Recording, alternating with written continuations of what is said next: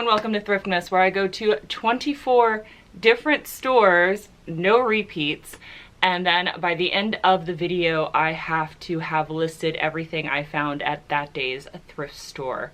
And for today's video we are going to go to the Newport News Restore. If you don't know what a Restore is, it is the store that helps fund Habitat for Humanity, which is a charity that goes and builds houses for people. And this store has yielded a few good things, and normally with this store it's either feast or famine. So I either find like one or two little things, or I find nothing, or I find like an insane amount of stuff. So let's go and see what I find today. All right, they have this place all set up for Christmas, and just so much Christmas. And a lot of it's actually new with tags, because this Restore gets a lot of donations from Walmart and Target. So a lot of this is just stuff that those two stores could not sell. Last year, maybe. I don't know. Maybe this year. Who knows? But, you know, you got new tree stands. This duck was super cute. It's actually ceramic, even though it looks quilted, which I thought was kind of cool. But the comps weren't there. So much Christmas. Like, literally this whole quarter store is just Christmas stuff. Got some ribbon. That's a cute little needlepoint crochet lace. That's lace. Here are some lights, and these are a whole bunch of socks. They wanted $5 a piece for these socks. They originally cost like $7. So not sure how much of a discount that is, but if your dog needs a sock monkey ball, this Restore totally has got you. I thought about getting one of these, but they wanted $5 for it. So Eileen would eat that in a minute.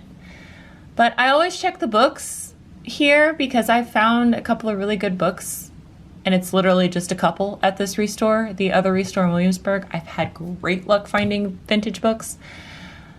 But it never hurts to look, and they've redone this so it's a lot easier to shop.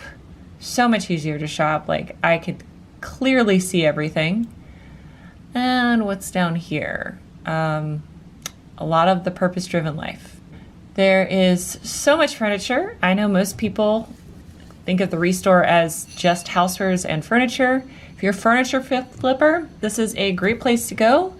I am not, just because I don't have the spoons for it. But this is actually a great piece. Thought about it.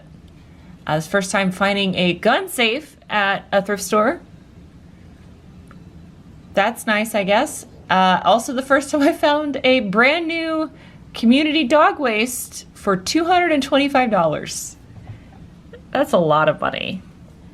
So the dog waste bin was $225. The whole pool table with the balls and the cue, $200. That's fun. I love hippos, but this was $20, $19, whatever, it's close enough. So that stayed. And I always check the glassware, mostly for myself, but sometimes I find stuff that is neat. They wanted $4 for this salt and pepper shaker. I opened it up, and ooh, that's some patina there. Let's see. I mean, I could polish that up. They're kind of cute, and they're still in the original box, and they still have salt and pepper in them.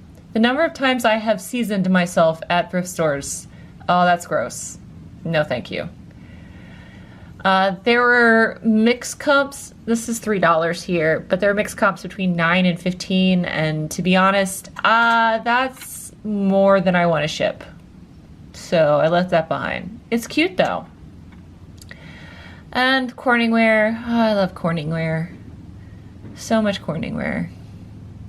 It's great stuff if you want for yourself, but only a very few select pieces have room for resale when they're wanting like $8 a piece for them. But again, great dishes for yourself. You get some laundry or dishwashing detergent. Wow. Again, rejects from Target and Walmart that they couldn't sell. Great place to get brand new stuff for your own house. I have a lot of nostalgia with this because this is something my dad took to work with him every day when he worked at NASA. So whenever I see these, I just look at it because it makes me happy. And then I hit the mother load. And they want $2 a piece for these Syracuse China Longhorn plates. And then I found Tamak. This restore marked the Russell right with a broken sugar top at $20, but marked the Tamak and the Longhorns at $1 to $2. Legitimately shaking though at this point. Y'all, seriously, y'all, I cannot believe what I found at the restore. Like, I was having, like, the beginning of the trip, I was like, oh, this is going to be one of those where I'm not going to find anything, which would make a super easy video because then I would just have nothing to list and I'd be like, oh, well, and that happens. That happens. I've definitely gone to a few thrift stores where I've either pulled out nothing or one thing. But today was not that day, and I'm going to start with what I found first because that's going to be super easy and the least exciting thing to talk about. So I found a first edition paperback of V.C. Andrews' If There Be Thorns. This is without a barcode, so this was printed pretty early. So this is printed in 1981. I have only ever read one V.C. Andrews books, and it was actually her first book, The Flowers in the Attic. I will say for young Bob, that was probably not a good read. It was just something I found in my high school library, and yeah, I've kind of had an aversion to V.C. Andrews since then because that was a lot. And if you have no idea what I'm talking about, don't worry about it. But the paperback first editions were selling for $3 to $4, and this was 25 cents. So I picked it up because, again, at the beginning of this trip, I thought that I wasn't going to find anything. So I wanted at least something to show for it. But that did not happen because I found not one, but two of the most desirable mid-century modern American pottery patterns, like, together on the same shelf. And I was actually shaking because I was so excited. There was like a bunch of people around me and they were shopping, and I had to go get a cart because I was not going to let these go. And I was so worried that someone was going to like snatch because I was sitting on the floor like looking at this stuff, like double checking to make sure I was right in what I had. And so like I had to, like, I ran really fast to get the cart, and then I came back and I was good. Everybody had cleared out when I left for some reason, so I was awesome. So the first thing I'm going to talk about is this. And you guys know, if you've been on my channel for a while, how much I love buying and selling restaurant ware. Mostly because of the fact that ceramics and glass in my area, if they're not sold within a month, most of the thrift stores actually smash and trash them. They do not, like, there's no Hail Mary, Goodwill outlet. There's no like people come that are less fortunate and are able to pick up some plates and glassware for their house. No, it just gets tossed in a landfill, and that sucks. So I try to save as much American pottery as possible. And of all the American pottery restaurantware to find, I found this Syracuse China. This is from the Econo Rim line. That's basically what this is. So this is colloquially known as the Longhorn pattern because it has a longhorn on the front with this nice little airbrushing. And there's also a hat and a boot as well in this pattern. I think the pattern is actually called Adobe. I'm not 100% sure. You're more than welcome to check me in the comments. I'm not 100% sure. But it's so rare to find a restaurant ware or even American pottery pattern that has almost 100% sell-through, if not more than 100% sell-through on eBay, and this does. And there are currently none of the oval plates listed in this colorway. It also comes in black, which is more rare, red, which is like the second rarest, and then this like brown yellow color. So the fact that I didn't find just one, but I found 7 of these together, and I can list them for this price a piece. That's per piece. Now you see on there where it says 19 to 39.97 or 39.87, and that's because this one has a chip.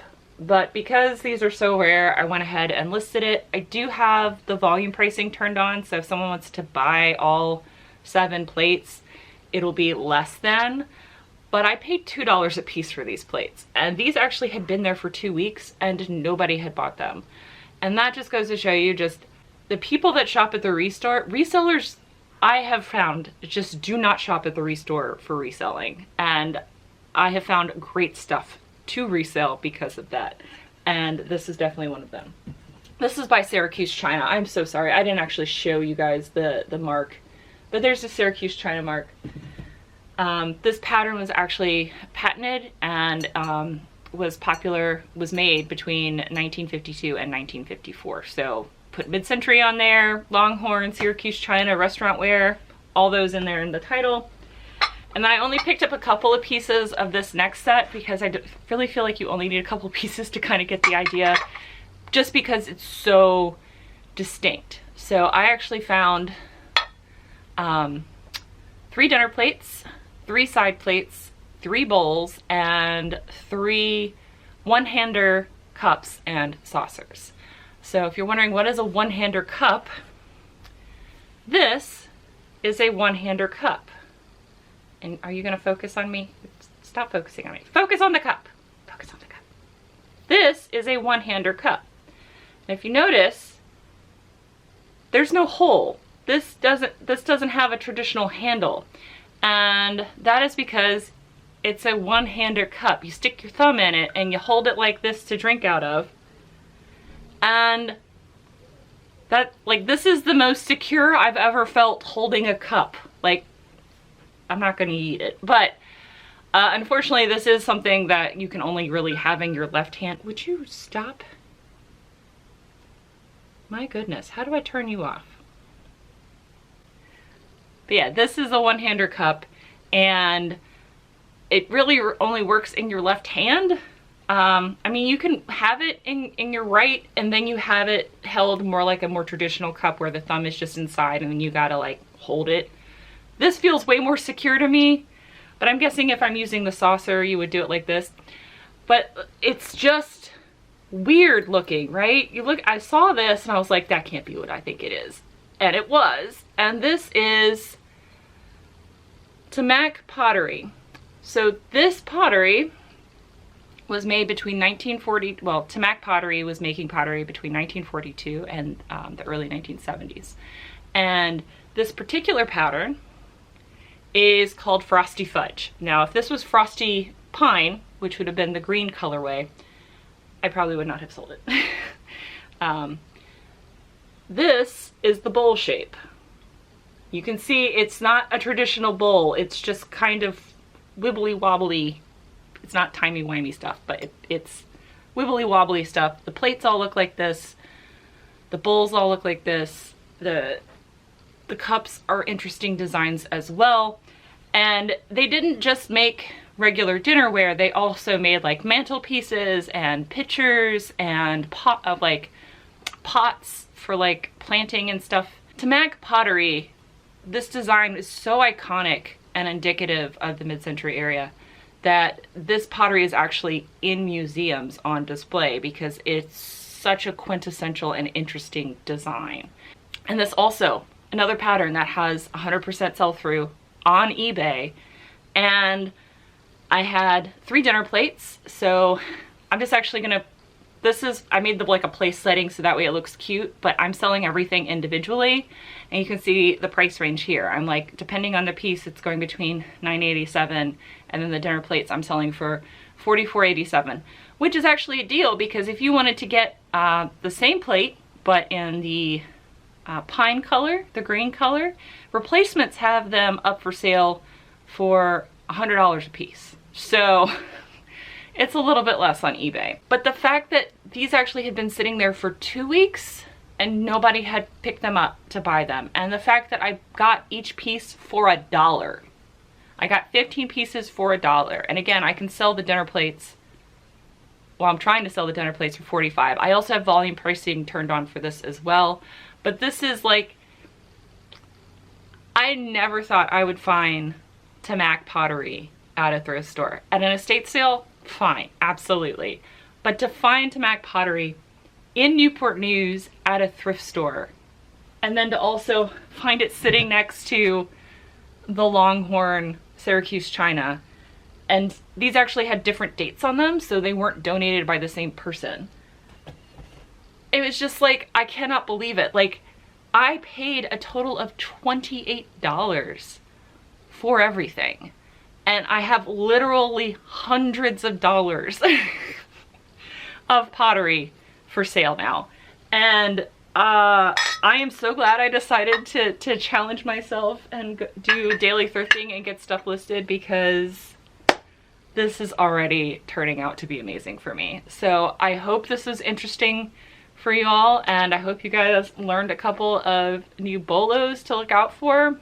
I know there are not a lot of resellers on YouTube that sell a lot of dinnerware, flatware, ceramics, and glass, but I really love this stuff. I especially love mid-century stuff, and I got to save some beautiful American pottery pieces from the trash, and I'm hopefully going to make lots of money, because lots of money for my efforts. So thank you guys so much for watching. I hope this was interesting, and I will see you guys in tomorrow's video. Bye. Bye. This is colloquial. I cannot say this word. This is colloquial.